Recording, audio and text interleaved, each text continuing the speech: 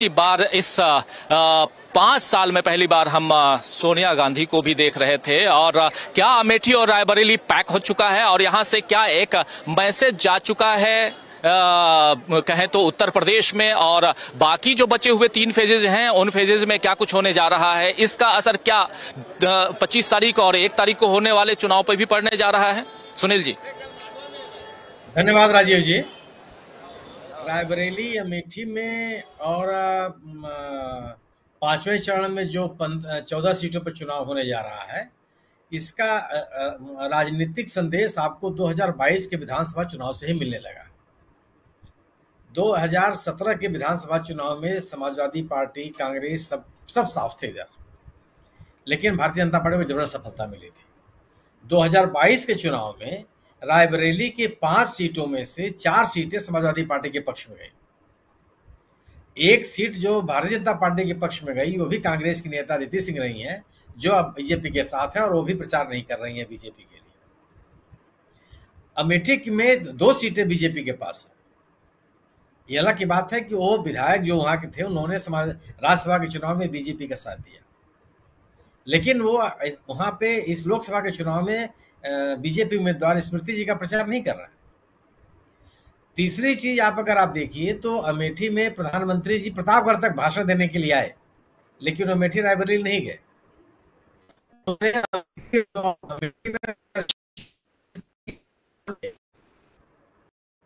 दोनों चुनाव में किया था, इस बार नहीं है। आप इस 14 जो सीटें हो रही हैं, 14 सीटों पर जो चुनाव हो रहा है, उसमें केवल और केवल बुंदेलखंड का इलाका ऐसा है, बुंदेलखंड की 3 सीटें जहां पे भारतीय जनता पार्टी का एक इतिहास है। झांसी है, जालौन है और बांदा, हमीरपुर। बांदा एक ऐसी सीट है जहां जनसंघ के भी उम्मीदवार चुनाव जीत चुके हैं, लेकिन वो स्थिति नहीं रही कि भारतीय जनता पार्टी अपने को वहां मजबूत कर ले। भारतीय जनता पार्टी आज भी आर.के. सिंह पटेल के भरोसे है, जो आर.के. सिंह पटेल बीएसपी से, समाजवादी पार्टी दोनों से चुनाव जीत चुके हैं। मतलब वो भारतीय जनता पार्टी के कोर वोटर नहीं रहे, कोर नेता नहीं रहे। भारतीय जनता पार्टी की क्या स्थिति है आप अंदाजा लगा सकते। उसी पटेल साहब को फिर उन्होंने उतारा। झांसी में निश्चित रूप से भारतीय जनता पार्टी की स्थिति मजबूत कही जा सकती है, वो भी विधानसभा के चुनाव के आधार पर। इस समय माहौल बदला हुआ है। उस समय 5 की 5 सीटें बीजेपी ने जीत लिया था विधानसभा के चुनाव में। इस बार की वो स्थिति नहीं है।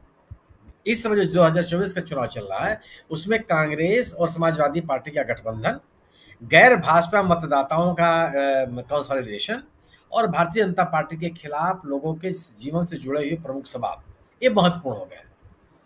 और जो भारतीय जनता पार्टी ने बुंदेलखंड में जो बातें कही थी, जो आश्वासन दिए थे, उसमें सबसे बड़ा आश्वासन था कि मार्च में आप चुनाव खत्म होने के बाद मार्च से ही आवारा पशुओं की समस्या का समाधान हो जाएगा। कोई कार्रवाई नहीं हुई। पेयजल की समस्या विकट है उस इलाके में, कोई कार्रवाई नहीं हुई। ये कहा गया था कि डिफेंस कॉरिडोर बनेगा, क्या उसकी प्रगति है सबके सामने है। अगर डिफेंस कॉरिडोर का सपना पूरा हुआ होता तो कम से कम बुंदेलखंड में बेरोजगारी का सवाल अहम नहीं होता, लेकिन वहां भी सवाल अहम है। लेकिन भारतीय जनता पार्टी को रूबरू खड़ी है समाजवादी पार्टी और कांग्रेस का गठबंधन। और जो रैली अभी किया था राहुल गांधी और अखिलेश यादव ने, और जो जनमानस वहां जुड़ा था, वो इस बात को बताता है किस तरह का माहौल है। अवध के क्षेत्र में आप चले आइए। अवध के क्षेत्र में बाराबंकी, लखनऊ, मोहनलालगंज, कैसरगंज, गोंडा, फैजाबाद, इसमें 5 सीटें ऐसी हैं, मोहनलालगंज, कैसरगंज, गोंडा, कौशाम्बी और फैजाबाद। ये 5 सीटें ऐसी हैं जहां पे हार जीत का फैसला 30,000 से 70,000 के बीच में हुआ था। कब हुआ था? जब राष्ट्रवाद की आंधी चल रही थी। बालाकोट और पुलवामा की पृष्ठभूमि में वो चुनाव हो रहा था। आज वो स्थिति नहीं है। कौशाम्बी का एक उदाहरण ले लीजिए। कौशाम्बी की स्थिति है कि कौशाम्बी जिले की 3 सीटें बीजेपी हार गई थी। उप मुख्यमंत्री केशव प्रसाद मौर्य जी वहां आ रहे थे। और जो इस संसदीय क्षेत्र में प्रतापगढ़ जिले की 2 सीटें आती हैं, वो भी जनसत्ता दल के पास है, रघुराज प्रताप सिंह के पास। और रघुराज प्रताप सिंह ने बीजेपी का समर्थन करने से मना कर दिया।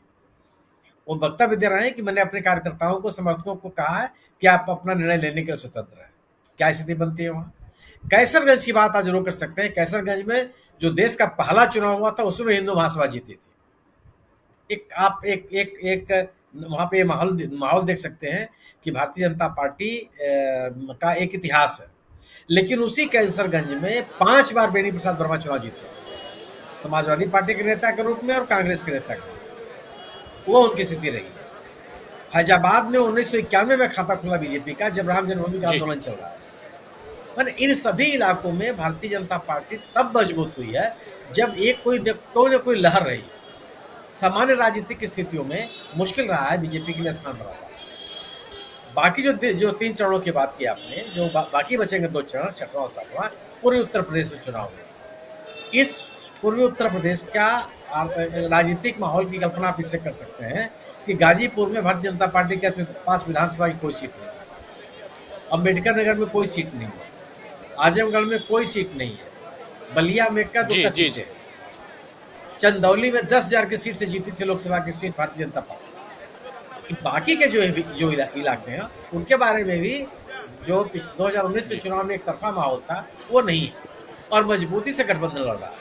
सबसे बड़ी चीज यह है कि जो जन समुदाय आ रहा है इंडिया गठबंधन की सभाओं में, वह एक ऐसा जन समुदाय आ रहा है जो अपने नेताओं के साथ संवाद करता हुआ दिखाई पड़ रहा है। आज आप सोनिया गांधी के बारे में आप कह रहे हैं, सोनिया गांधी की यह सभा बहुत महत्वपूर्ण इस लिहाज से कि एक भावनात्मक अपील, जो मैं उस इलाके में जाके आपसे कह सकता हूं कि रायबरेली में वहां के स्थानीय लोगों का सोनिया गांधी के साथ एक भावनात्मक लगाव, पार्टी लाइन से ऊपर उठ करके व्यक्तिगत रूप से उनके प्रति लोग, मैंने जो उनके स्थानीय लोग हैं उनके साथ एक स्नेह रखते हैं, एक आदर का भाव रखते हैं। उनका वहां आना, इस तरह का भावनात्मक भाषण देना एक महत्वपूर्ण परिवर्तन है पूरे रायबरेली में भी और अमेठी में।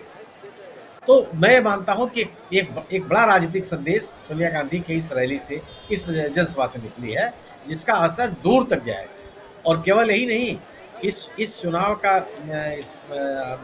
इस रैली का असर आसपास के कई संसदीय क्षेत्रों में पड़ेगा, जो भले उनका चुनाव बाद के चरणों में। मेरा अपना मानना यह है कि इंडिया दल समूह 5वें चरण में और आने वाले चरणों में भारतीय जनता पार्टी को गंभीर राजनीतिक चुनौती देता हुआ दिखाई पड़ रहा है। उसका सबसे बड़ा कारण मैं मानता हूं कि जो जनता के सवाल हैं उसमें भारतीय जनता पार्टी मौन है, और जो उसके अपने एजेंडे हैं वो चल नहीं पा रहे हैं। उनका एजेंडा चाहे ध्रुवीकरण का हो और चाहे राम मंदिर का, वह सतह पर नहीं दिखाई पड़ रहा है। और इतना शांत चुनाव आपको बताता है कि भारतीय जनता पार्टी का एजेंडा आम लोगों में प्रभावी नहीं है। जी